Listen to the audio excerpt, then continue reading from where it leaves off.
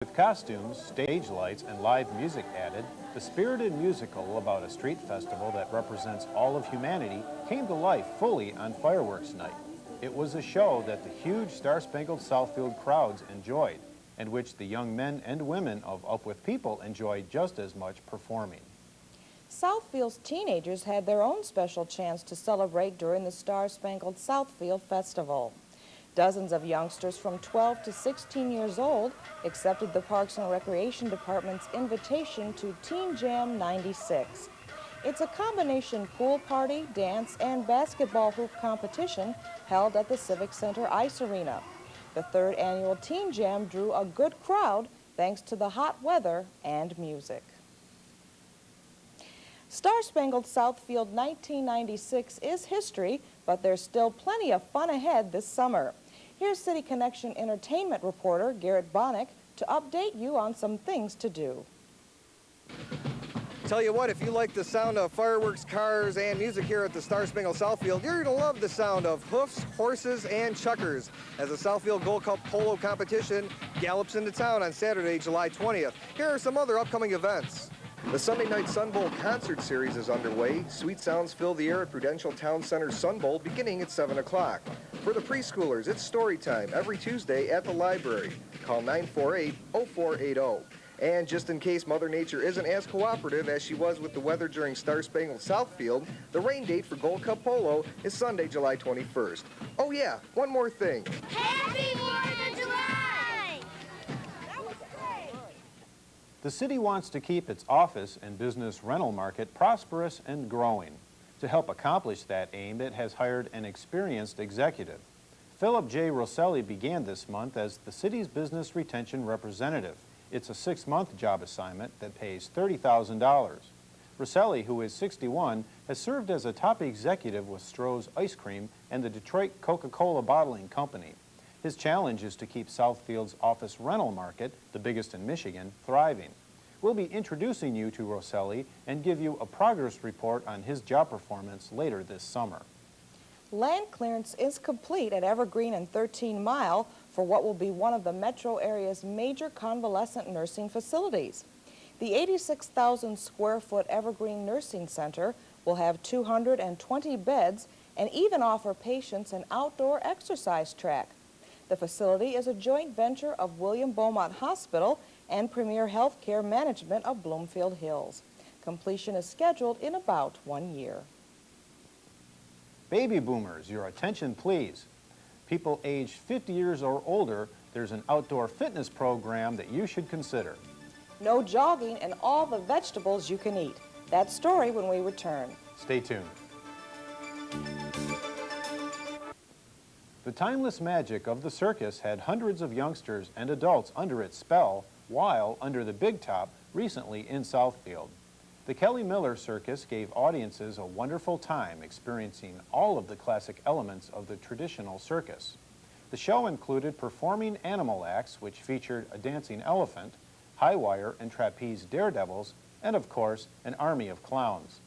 I was at the Kelly Miller Circus, which tries to recapture a part of Americana from long ago, and I'll be bringing you some of its highlights on the August edition of Cityscape.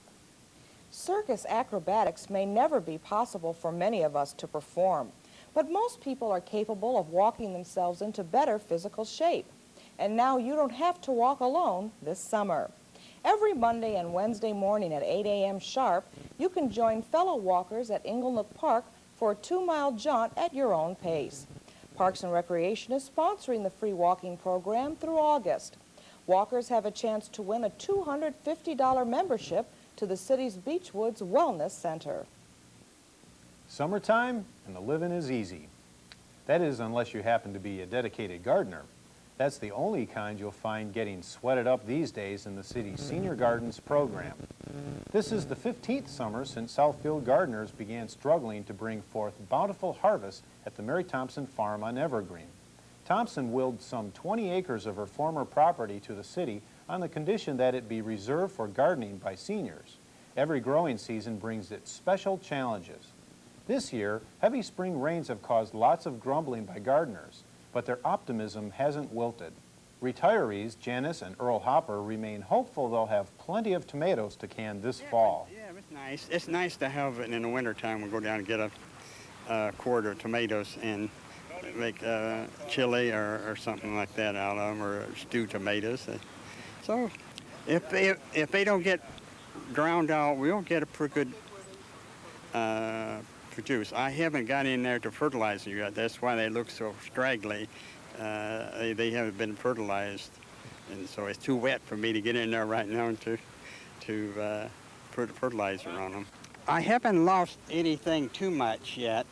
I built my cucumbers real high so the water won't go in, and my beans came up, and she's got some onions planted there, and she has flowers in the back, and these are bush cucumbers here, and some cantaloupe here, I don't know, and so that's so far they're doing. I've had it built. It's not as soggy, you know. So I'm very fortunate that of not being underwater. Norell White isn't worried about too much rain.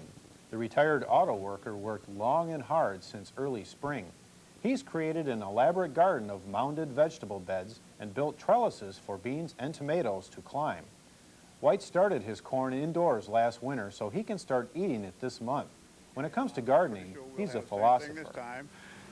As human beings, we get disgusted on what the clouds do up there, but we have no control over it, so we just go along with what it is, and then we come over here and we make do with what we got. When it comes to gardening expertise, the seniors get plenty of advice from Elmer Morehouse, a master gardener and biologist who helps direct the program. Morehouse said he puts the emphasis on helping gardeners enjoy themselves. Basically, that's what I do. I walk around and talk to them and give them advice, tell them that, you know, you have to be real careful. You don't want to be a know-it-all for them, and you don't want them to be basically put off by what you're doing. You want them to have fun out here. They're supposed to have fun out here.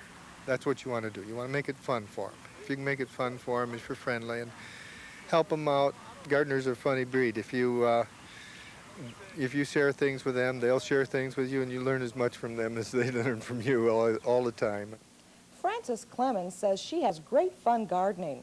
One reason is the exercise, even though a lot of it comes from her endless battle with every gardener's #1 opponent. The weeds is the challenge for me. Right now I'm getting ready to cover over everything with leaves so that the weeds won't take over because they grow so fast. That's the biggest problem I have, and I think everybody else has that same problem. Milton Maggi is a retired podiatrist who never gardened before retirement. Now he is a gardening fanatic who is delighted to lecture any visitor on his irrigation and mulching methods, as well as his previous gardening successes.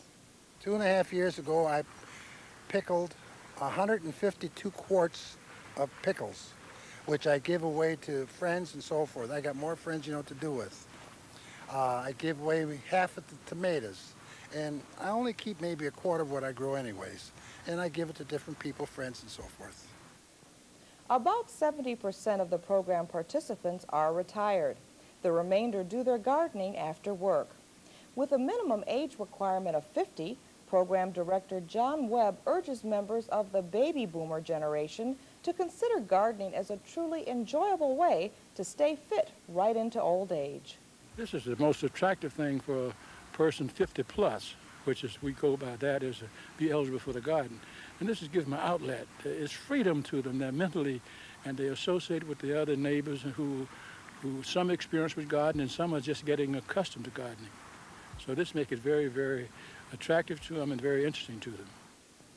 Dan will be going back again to visit the senior gardeners just before Autumn Fest to see how their gardens have grown.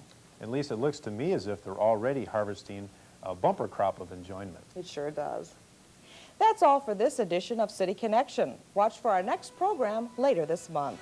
For Lisa and the entire City Connection news team, I'm Dan Casey. Now get outside and enjoy summer in Michigan.